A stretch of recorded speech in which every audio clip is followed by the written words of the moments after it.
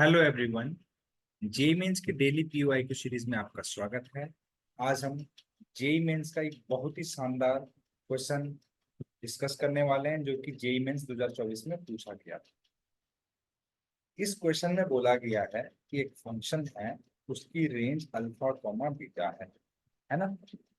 तो एक infinite GP जिसकी फर्स्ट टर्म 64 है और common ratio alpha upon beta है। अगर मुझे अल्फा बीटा की वैल्यू यहाँ से मिल जाएगी तो कॉमन रेशियो मुझे यहाँ से मिल जाएगा। फर्स्ट टर्म मुझे दे रखी इनफाइनाइट जीपी की, पूछा गया है मेरे से सम, और सम ऑफ इनफाइनाइट जीपी होता है ए अपॉन 1 - आर। आर क्या है, ये रहा। ए क्या है, ये रहा। तो इसको निकालने के लिए बस मुझे अल्फा और बीटा यानी कि इस फंक्शन की रेंज निकालनी पड़ेगी। चलिए इस फंक्शन की पहले रेंज निकालते हैं। तो कभी भी अगर आप फंक्शन में आपको जैसे साइन और कॉस दिया गया है तो ट्राई करना चाहिए कि किसी एक की ही टर्म में चेंज हो जाए। तो सबसे पहले मैं साइन को लिख रहा हूँ एस और कॉस को लिख रहा हूँ सी।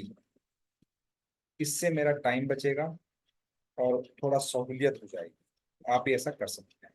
तो साइन की power 4 plus cos square plus 2 cos square upon sine की पावर 4 प्लस कॉस स्क्वायर। अब इसको जब आप अलग अलग करेंगे तो ये 1 साइन की पावर 4 प्लस कॉस की पावर 2 कट हो जाएगी, तो 1 आ जाएगा plus 2 cos square upon sine की पावर 4 प्लस कॉस स्क्वायर होता है। अब अगर मैं साइन की पावर 4 को कॉस की पावर में चेंज कर दूं तो बहुत आसान हो जाएगा मुझे। कुछ लोग ट्राई करते हैं, अगर हो पाए तो ठीक है, नहीं तो फिर कुछ और देखा जाए। तो साइन की पावर 4 को हम क्या लिख सकते हैं, साइन की पावर 4 को हम लिख सकते हैं sine square 1 minus cos square. Sine square into sine square मैंने 1 माइनस कॉस स्क्वायर लिख दिया। तो यहाँ से कुछ इस तरीके से इसको लिख सकते हैं, 1 + 2 cos square upon sine square minus sine square cos square plus cos square. ध्यान दीजिएगा, 1 + 2 कॉस स्क्वायर अपॉन, अब ये sine square plus cos square को 1 लिख सकते हैं, 1 minus sine square cos square. ठीक है। अब चाहे तो हम इस वाले साइन स्क्वायर को भी कॉस में चेंज कर सकते हैं, तो 1 + 2 cos square upon 1 minus cos square cos square. ठीक है। 1 + 2 कॉस स्क्वायर अपॉन 1 माइनस क्या हो जाएगा, कॉस स्क्वायर माइनस कॉस की पावर। यहाँ से ये आ जाएगा दोस्तों 1 + 2 cos square upon 1 minus cos square plus cos की पावर 4। अब सब कुछ कॉस के टर्म में आ गया। मैं क्या करता हूँ, न्यूमरेटर डिनोमिनेटर को कॉस स्क्वायर से डिवाइड करता हूँ।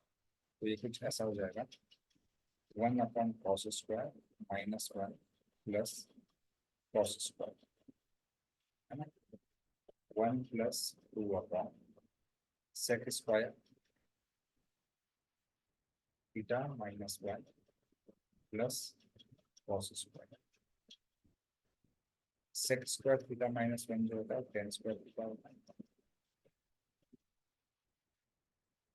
Ten square theta plus cos square.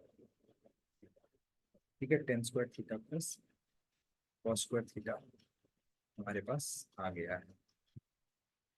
मान लीजिए,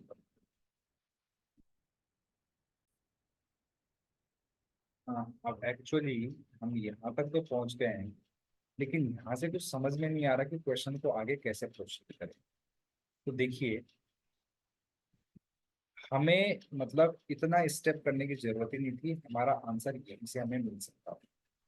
चलिए यहाँ पर मैं एक्सप्लेन करता हूँ आपको। हमें मिला था 1 + 2 cos square upon 1 minus cos square को लिख लेते हैं साइन स्क्वायर, और इसको लिख लेते हैं, लेकिन यहाँ से भी हमें सेम चीज ही मिल रही है। चलिए एक बार देख लेते हैं, प्लस कॉस की पावर 4। अब कॉस स्क्वायर से न्यूमरेटर और डिनोमिनेटर को अगर हम डिवाइड करेंगे तो 10 स्क्वायर प्लस कॉस स्क्वायर, वही सेम टर्म सेम चीज हमें यहाँ पर मिल गई।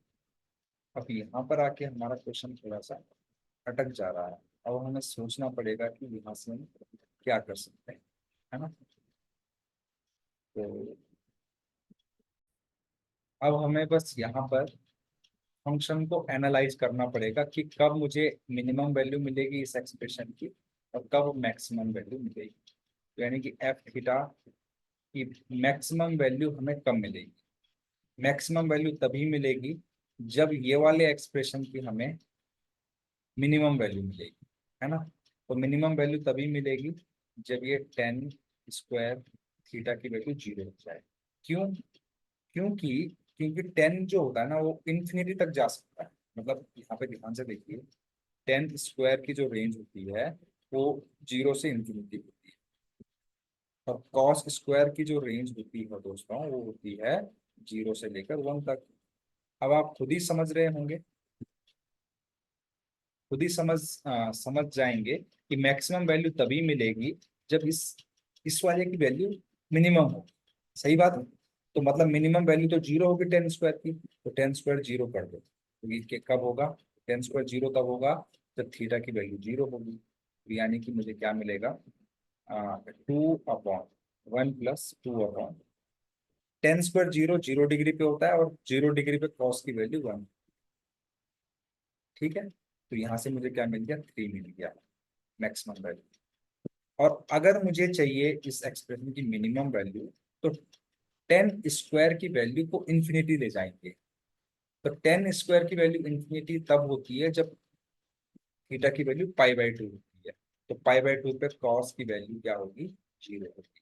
तो एफ थीटा की जो मिनिमम वैल्यू होगी दोस्तों वो क्या हो जाएगी, 1+2/, यानी कि ये तो 0 हो जाएगा, तो यानी कि 1। तो यानी इसकी जो रेंज हमें मिल रही है दोस्तों वो मिल रही है 1 से लेकर 3। ठीक है, तो अल्फा की वैल्यू 3 हो गई, बीटा की वैल्यू, सॉरी अल्फा की वैल्यू 1 हो गई, बीटा की वैल्यू, तो जो कॉमन रेशियो था आर उसकी वैल्यू हो गई 1/3। और हमसे पूछा गया था इनफाइनाइट जीपी का सम जिसका फर्स्ट टर्म 64 है। तो डायरेक्टली फॉर्मूला हमने यहाँ पे लिखा था, ये रहा। तो यहाँ पे 64 लिखिए और 1 - 1/3 लिखिए। यहाँ से आएगा 64/2/3। ठीक है, इससे ये कटेगा तो 32 और 3 चला जाएगा ऊपर इंटू हमें, तो यहाँ से आ जाएगा दोस्तों आंसर 96। तो इस टाइप का क्वेश्चन कभी भी हो ट्राई करना है कि सिंगल वेरिएबल में चेंज करें, और फिर अगर वैल्यू नहीं आ पा रही है तो इसी तरीके से हमें एनालाइज करना पड़ेगा फंक्शन को, जैसा हमने यहाँ पर किया। तो इस तरीके से इसका आंसर आ गया 96। अगर आपको सॉल्यूशन अच्छा लगे तो प्लीज चैनल को लाइक शेयर सब्सक्राइब करना बिल्कुल ध्यान